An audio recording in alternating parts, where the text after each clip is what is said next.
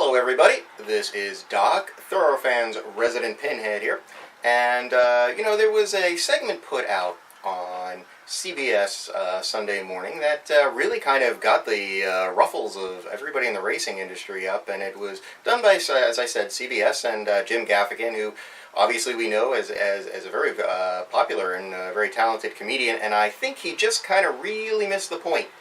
So Jim, I'm going to actually kind of look at some of the things that you said in your segment and explain to you exactly why everybody, such as myself and all the passionate fans and the people that really make up this sport, love it so much. So let's kind of take a look at some of the things that you said first, and let's go piece by piece. Every spring as a nation, we track the 3 races of the Triple Crown. And every spring, I always have the same thought. Wait, we're still doing this? What, is Woodrow Wilson president?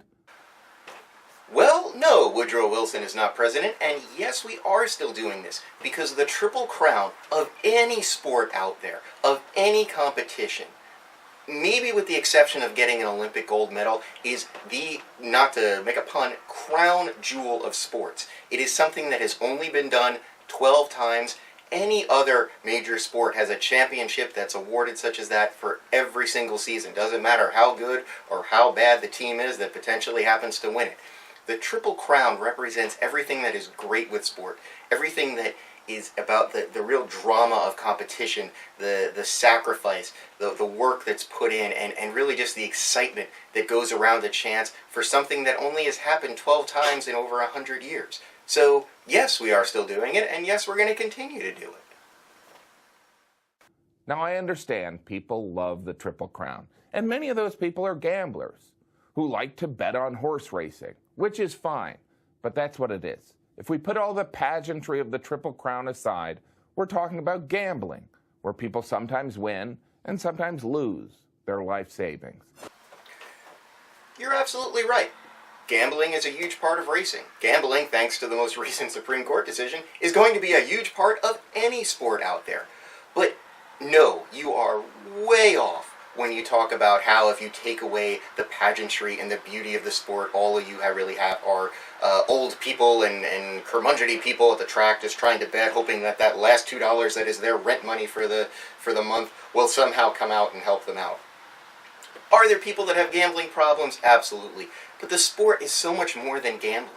The sport is just the beauty of an amazing animal that is there and loves to run and loves to just, thrive on that competition. It's about the dedication of horsemen, horsewomen, everybody in this sport. It's about going out and having a great time at the track, enjoying the atmosphere. Yeah, sure, maybe making a couple of bucks, maybe losing a couple of bucks. But it is not just gambling. Gambling is a big part of it, but it is so much more. And it is not something to just say if you take away the pageantry and the fun of it that, you just have gambling. Because racing is just so much more than that. They're off in the Kentucky Derby. The Kentucky Derby is the first race of the Triple Crown, the Run for the Roses. I guess it's like prom for gamblers, where people bet on horse racing while dressed like characters from Gone with the Wind. Do you like my hat? I'm living in my sister's garage because I have a debilitating gambling addiction. Enjoy your mint julep, you all. All right. Look, I'm wearing a pinhead. I'll be as fully honest as I can. I'm guilty of the whole hat thing. But yes, there are people that just happen to like to dress up and go out and enjoy a day of fun, pageantry, and revelry with friends. It's not, dressing up like Gone with the Wind and claiming that you spent your rent money on your hat instead of, on the rent, and that, you're looking this good because you're living in your sister's basement from a gambling addiction. I can guarantee you most of the people that dress up and go to the track for days like this, they're not hardcore gamblers. Okay, they're going to bet, maybe couple bucks here, a couple bucks there on a horse that they like. They're not going to be sitting there sweating, wondering if that bet is going to potentially make or break them. They're out to have a good time, and that's what racing is about. It's about getting out to the track and really enjoying things and seeing all of the hard work that goes into these horses and the love that people have for these horses and the love that the fans have for these horses watching them race. The winner of each race in the Triple Crown is covered in the news. The horse's name usually sounds like the idea some rich guy on his 8th wife thought of. Viagra's Revenge. Alimony be damned. We're shown an image of the winning horse. They could show us a picture of any horse. We wouldn't know any better. Okay, now, you're never going to see a horse with the name Viagra's Revenge run in the Derby, let alone win the Derby. Why is that? Couple of reasons. First off, those great Derby gods would never allow a horse like that, with that type of name, to win the Derby. The second, and probably more important, is if you understood the way the naming works with thoroughbred racehorses, they all have to pass the approval of the Jockey Club. And the Jockey Club would never allow a horse with the names Viagra's Revenge to even be registered. A couple of reasons. One, it probably would not fit within their rules, which are very stringent. And two, even if they did, they would have to change it after 4 hours anyway, because that's obviously gone on too long, and they would have to seek attention for that name. See? I can make bad jokes too. I'm not sure what we're supposed to do with this news. It's not like we're going to bump into this horse in a bar. Oh my gosh, did you win the Kentucky Derby? I did. I won the Kentucky Derby because I'm a horse and I'm in a bar celebrating my victory. What are we supposed to do with this news? I don't know, maybe celebrate something good for once in the world instead of focusing on nothing but Samantha Bee and Roseanne Barr tweets out there. That's what we're supposed to do with this news. Actually celebrate something great. A horse that went out and whose connections worked, sometimes their entire lives to have one shot at this and have come through and won that race. Sure, you're never going to run into the horse in a bar. I hope not. Although, actually, if you kind of looked into things and you went down and looked at Australia, some of the former winners of the Melbourne Cup, they did show up at a bar. So, does kind of show how popular the sport is all around the world. But also, again, it's about celebrating how some people work their entire lives to get that. And you know what? If you run into anybody who's involved with racing, the first thing a non-fan or somebody who's not really educated about the sport is going to ask, hey, did you win the Kentucky Derby? That's really what they want to know. And for a lot of people, they can say no. For those select few, they can say yes. And they can talk about the amazing experience that it was. That's what we're supposed to do with those news clips, Jim. Pictured next to the winning horse is the happy owner of the horse. Of course, the owner of the horse did not train the horse, did not ride the horse, and based on body language has never really met the horse. But there the owner stands, usually dressed like the Monopoly man for some reason. Okay, whoa, time out there. There are probably owners out there who are very distanced from everything that goes on the track on a day-to-day basis, but that is not the norm at all. There are actually some owners, believe it or not, Jim, that actually train their own horses and train them and own them and raise to the levels of the highest competition out there. I can think of one person, Ogden Phipps, off the top of my head. He was at the barn every day. He knew all of his horses. He loved them, cared for them, wanted to know exactly what was going on with each of them.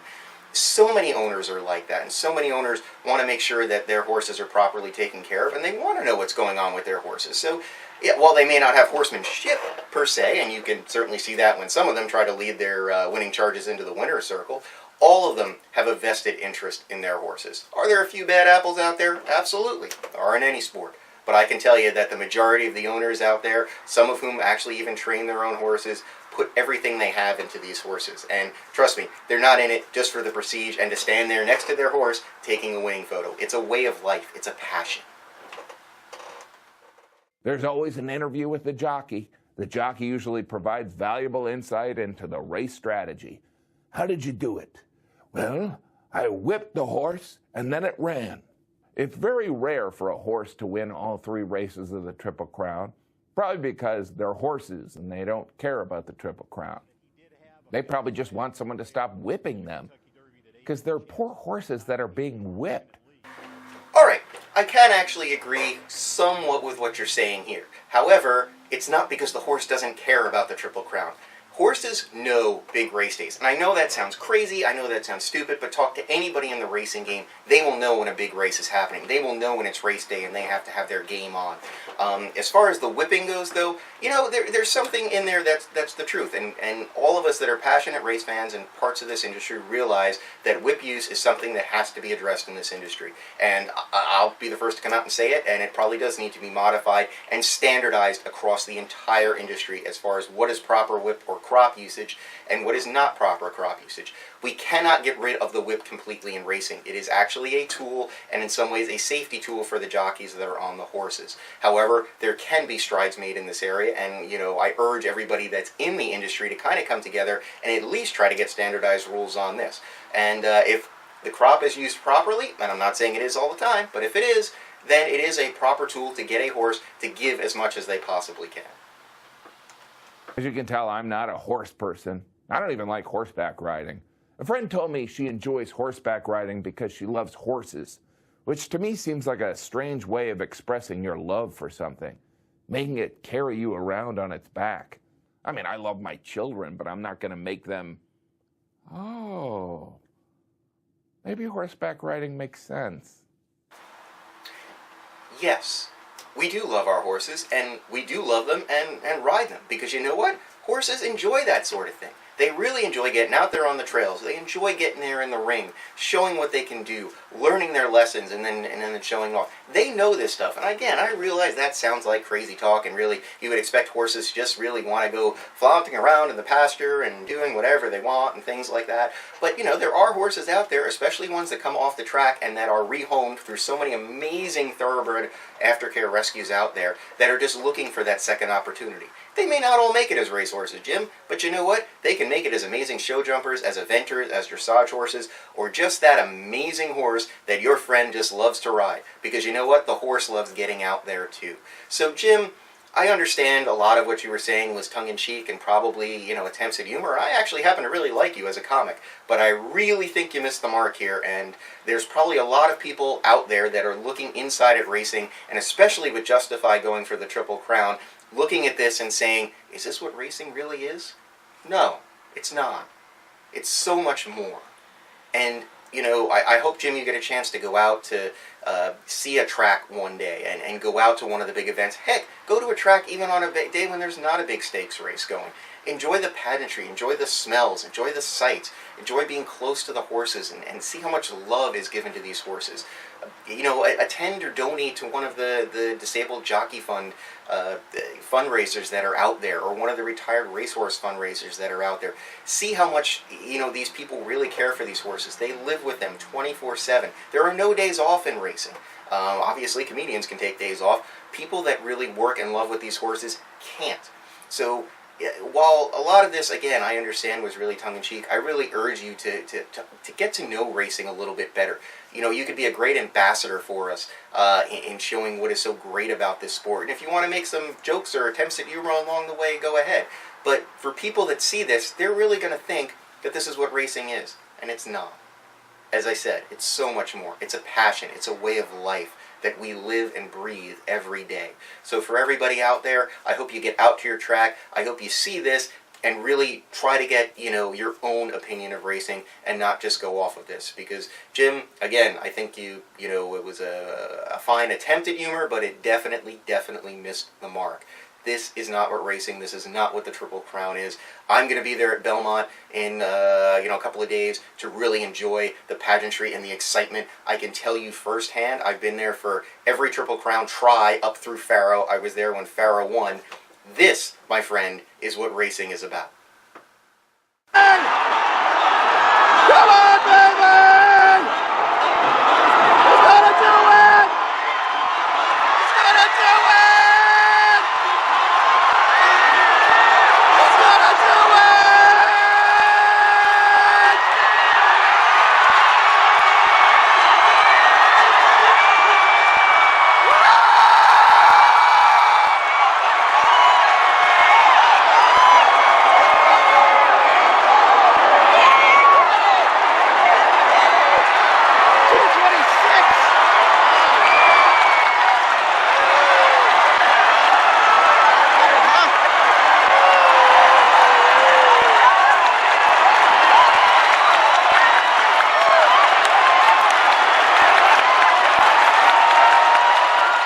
So again, Jim, I hope you reach out to some of the people that are probably have been hitting you up on Twitter and other places.